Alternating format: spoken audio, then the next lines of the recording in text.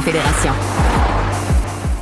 Je ne sais pas encore si c'est une nouvelle bizarre ou choquante, mais celle qui a travaillé le dossier va nous éclairer. Marie-Laurence Delaney, bonjour. J'ai hâte de savoir si tu trouves ça choquant. Bonjour. Ben, en fait, je trouve ça bizarre ou choquant, j'ai pas décidé, mais je veux comprendre pourquoi des déneigeurs, déjà à cette date-ci, se préparent à charger plus cher l'automne prochain, l'hiver prochain. Il y a vraiment deux raisons. Il y a l'hiver prochain, parce qu'il y a eu plus de sorties cette année. Habituellement, il y a des clauses dans les contrats qui vont convenir d'un minimum de centimètres. À partir de 300 centimètres, là, on va charger plus. Il n'y a pas nécessairement, en tout cas, rares sont ceux qui ont une clause par rapport au nombre de sorties.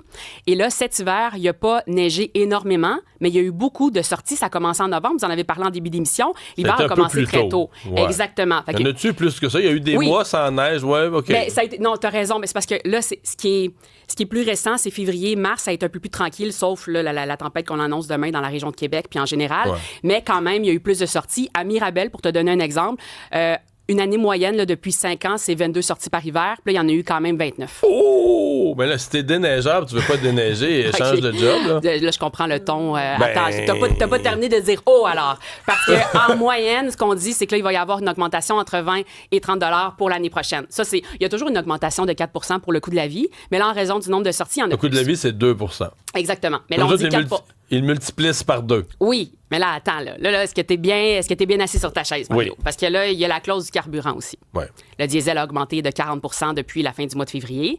Et il y a Parce des compagnies... qu'il y a une guerre en Iran. Oui, exactement. Mais elle va se poursuivre en novembre prochain. Eux le savent déjà. Non, c'est ça l'affaire. Là, si le prix du diesel devait continuer d'augmenter, il va y avoir une plus grande augmentation. Je te donne un exemple d'une entreprise déneigement Chicoutimi.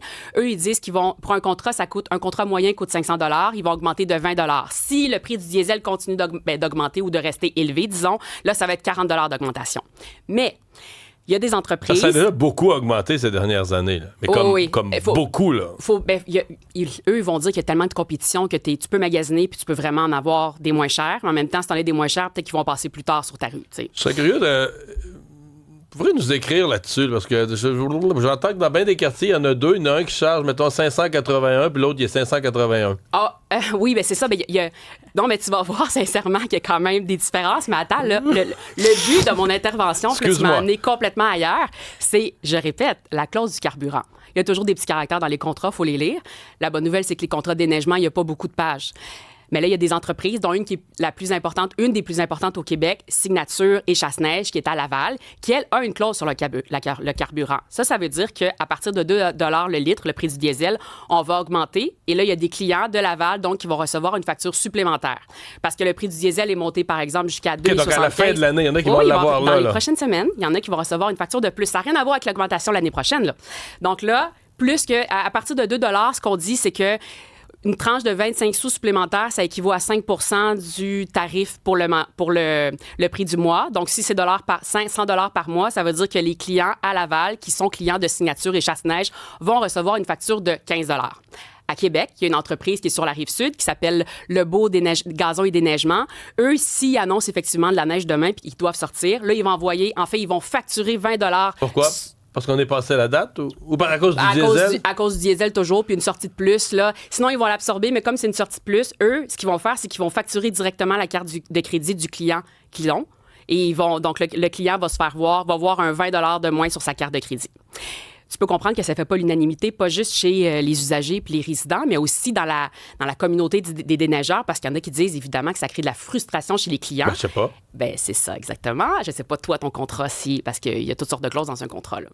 Puis, mais le propriétaire, le président de Chasse-Neige à Laval, lui, il dit que ça devrait être comme ça, que tout le monde devrait avoir une clause carburant. On va écouter Jean-Luc Sigouin. L'augmentation du prix du carburant peut nous affecter jusqu'à l'ordre de 50 000 $ de dépenses supplémentaires par sortie de travail.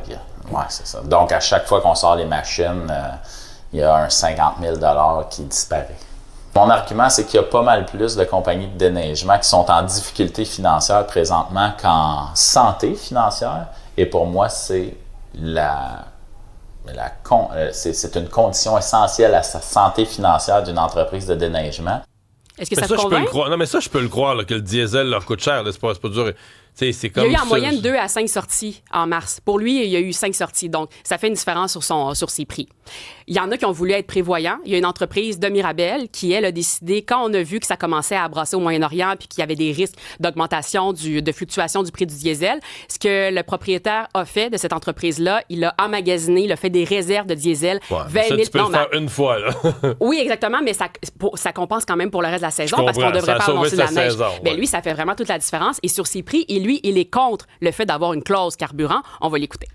Moi, je pense que la différence n'est pas assez importante pour que ça vaille la peine d'envoyer des factures de 8, 10, 12, 15 $. Le coût de gestion va être beaucoup trop élevé et le client va être frustré de ça.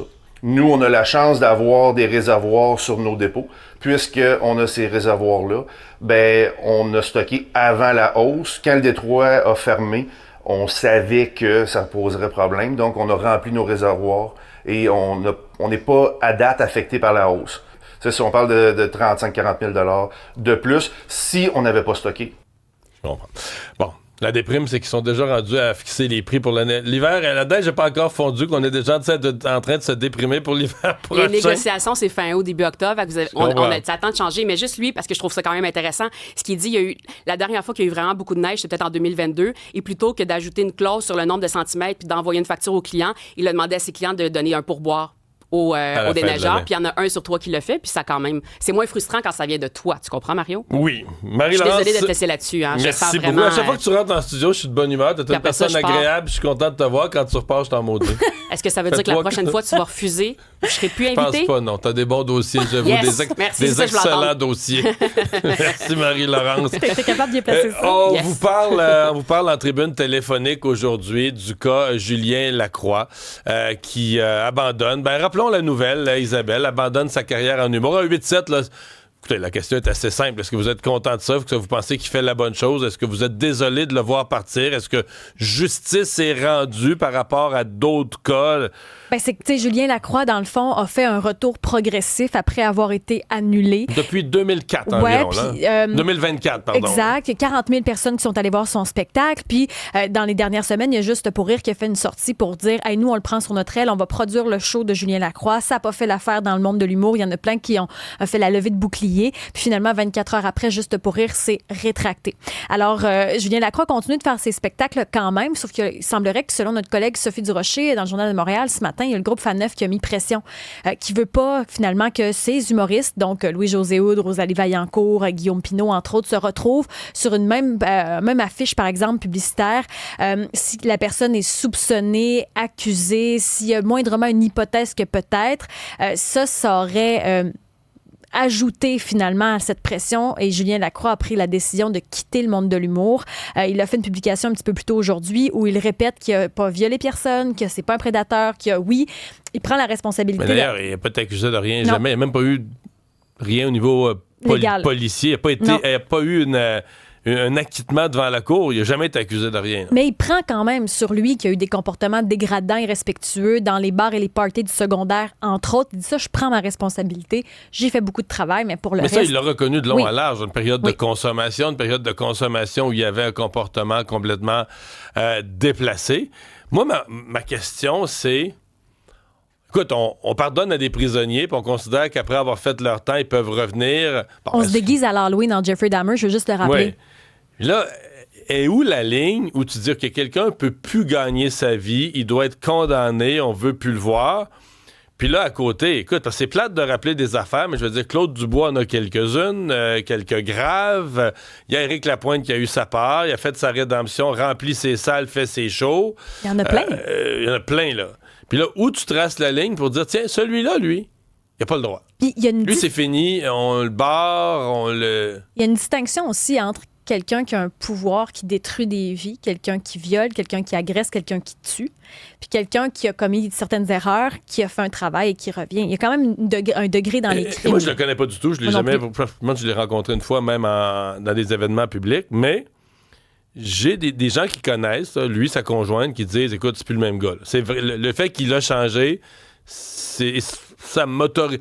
On me dit c'est vrai, là. Il y a vraiment, vraiment, vraiment consommation. Tu oublies ça, c'est plus ça du tout. C'est vrai qu'on le connaît pas. Puis c'est vrai que souvent, c'est dur de juger pour nous parce qu'on sait pas c'est quoi le vrai cheminement de l'autre personne. C'est pour ça que les humoristes là, qui sont sortis très forts en disant plus jamais, puis tout ça, puis qui sont sortis contre Juste pour rire. Bon, écoute, Juste pour rire, qui ont l'air fous là-dedans, là, qui ont plié. Puis, mais c'est un peu Juste pour rire qui a mis le clou dans le cercueil. Ben oui, mais là, je comprends pas que tu signes un gars et tu changes d'idée le lendemain. Tu savais pas qu'il allait avoir des commentaires. C'est sûr qu'il allait en avoir. C'est sûr qu'il allait en avoir. Fait que ça veut dire que si tu le signes techniquement, ça veut dire que tu as déjà pris la décision que tu vas te tenir debout devant les commentaires. Là. Tu vas résister aux commentaires.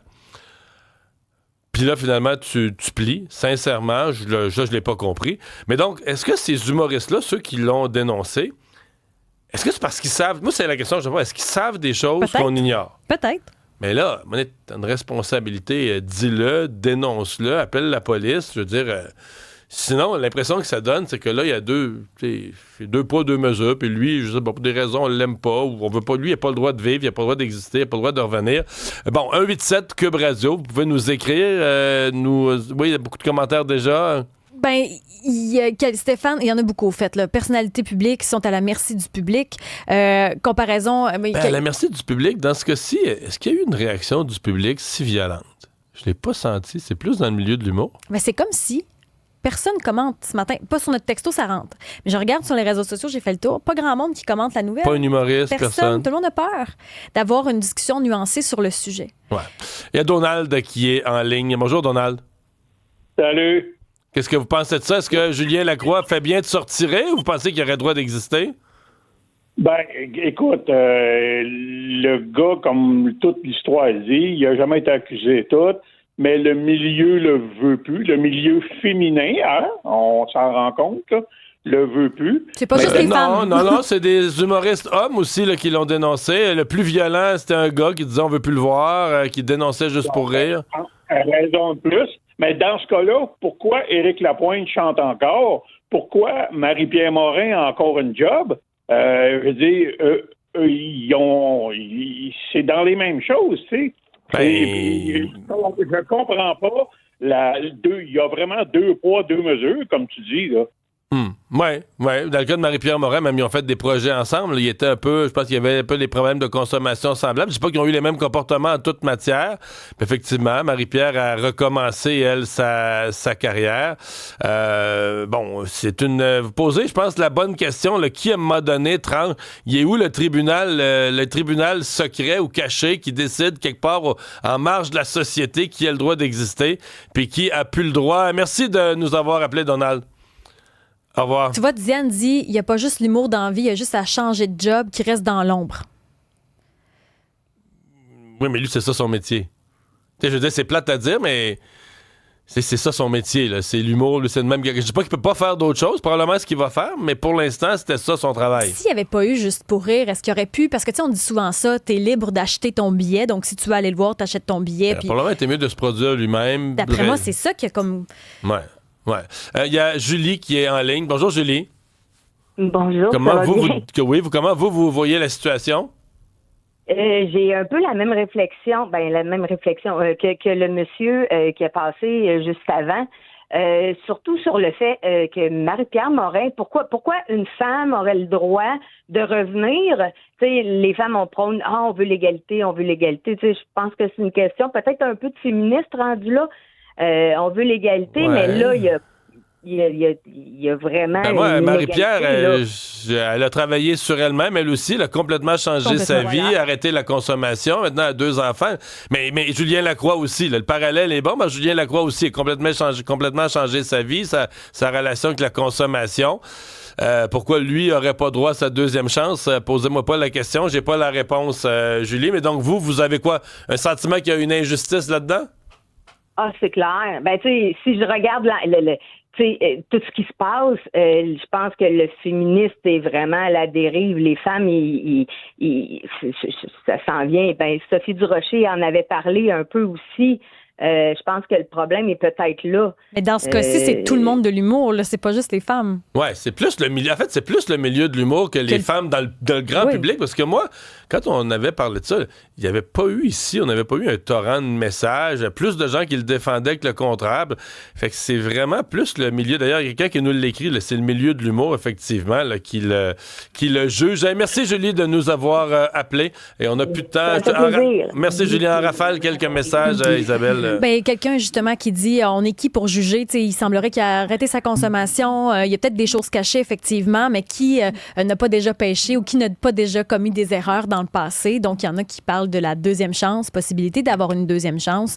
Ça fait beaucoup réagir. Il n'y a pas consensus sur la messagerie. Là. Vraiment, il y a les deux côtés de la médaille. On sent que ça polarise beaucoup. Puis il y a Guy qui dit pourquoi ne pas laisser le public décider comme pour Éric Lapointe. Là, c'est l'exemple du wokisme à son meilleur. Dit qu'on laisse le public décider. Mais en fait, c'est un peu ce qui se passait avant l'intervention de Juste pour rire.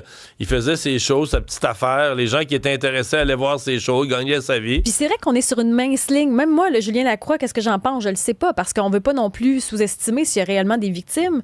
Mais c'est ça, c'est une ligne mince. Olivier qui nous dit les humoristes sont les nouveaux curés.